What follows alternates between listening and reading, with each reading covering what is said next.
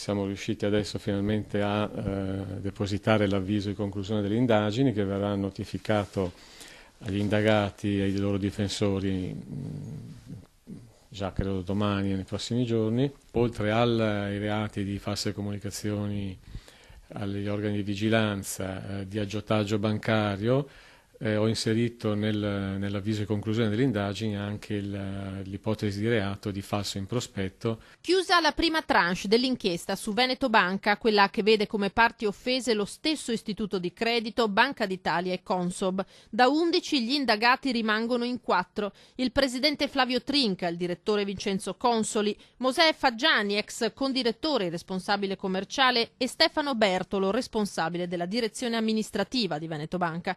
Per loro la procura si appresta a chiedere il rinvio a giudizio. Ininfluente invece, secondo le perizie, il ruolo degli altri membri del CDA per i quali sarà chiesta l'archiviazione. Ostacolo alla vigilanza, aggiotaggio e da ora falso in prospetto, le accuse contestate a vario titolo. Quest'ultima si riferisce in particolare alle omissioni nelle informazioni fornite ai risparmiatori che nell'estate del 2014 parteciparono all'offerta pubblica di acquisto delle azioni della banca in fase di aumento di capitale, azioni il cui valore di lì a poco crollò.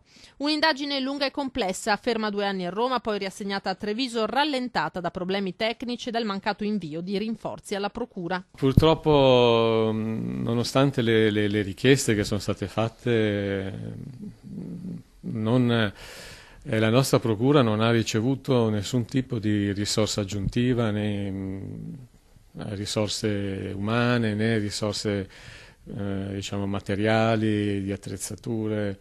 Abbiamo dovuto arrangiarci, insomma, ecco, sostanzialmente. L'attività, malgrado questo, prosegue anche relativamente agli altri rami d'indagine, tra cui truffa ai risparmiatori e bancarotta.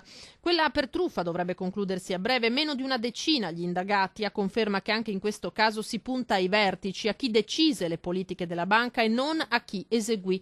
3.500 le parti offese.